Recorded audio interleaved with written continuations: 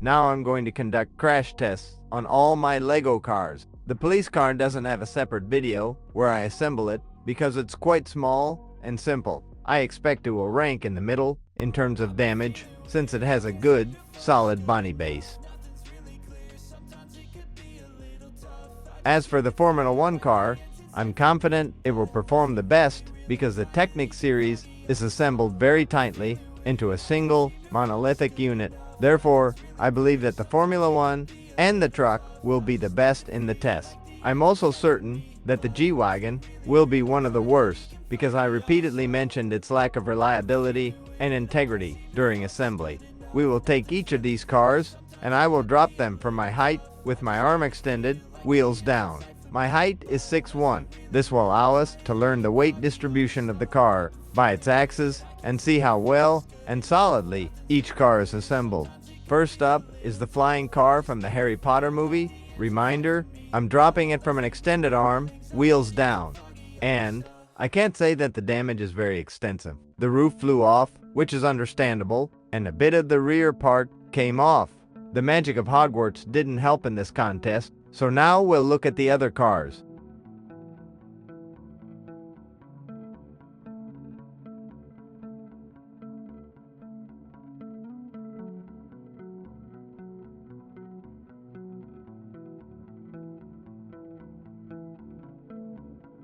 But first, let's reassemble our flying Ford Anglia.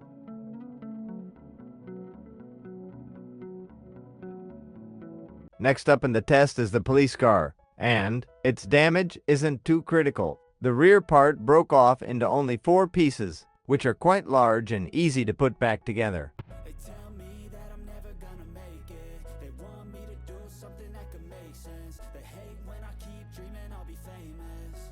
Now it's Indiana Jones' car's turn. I really like its design, and I think the damage will be minimal. Yes, indeed. The car sustained very minimal damage and is currently the leader in our contest.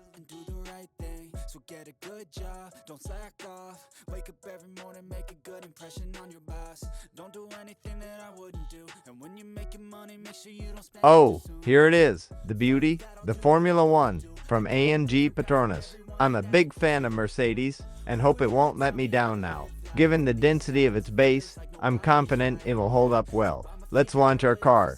And wow, that's incredible. Not a single part fell off this car. Super! If we were doing a real crash test, this car would earn all 5 stars. The dump truck should also sustain no damage because it's light and part of the Lego Technic series, which gives it tremendous durability in its connections.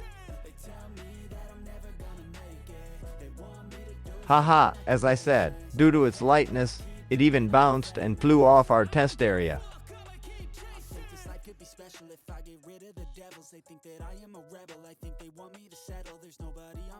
And now, the final pair, the Mercedes G-Wagon and the SL63. I left these for last because I think they will suffer the most damage due to their imperfect designs, which I noted during assembly. They look beautiful and stylish, but that's where their achievements end. I'll remind you that I'm a fan of Mercedes, and my bias toward these models is because I want them to be the best in these tests. Oh my god, there's indeed massive destruction that completely destroyed the car. What a shame.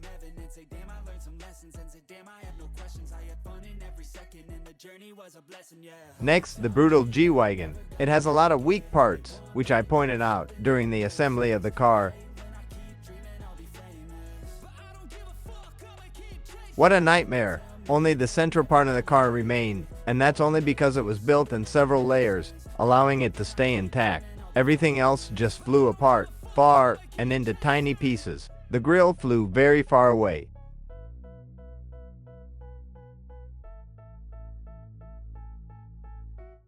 Even the exhaust pipes are pointing in different directions, but at least they stayed attached. I'll reassemble them now, while everything is still fresh in my memory. I mean, the parts and where they should go.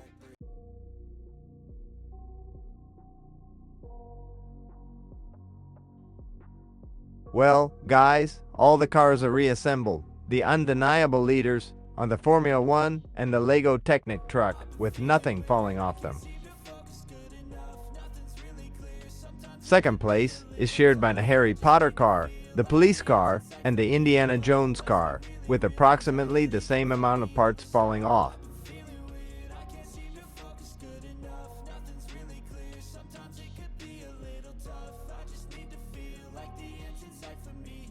The losers in this test are the SL63 and the G-Wagon.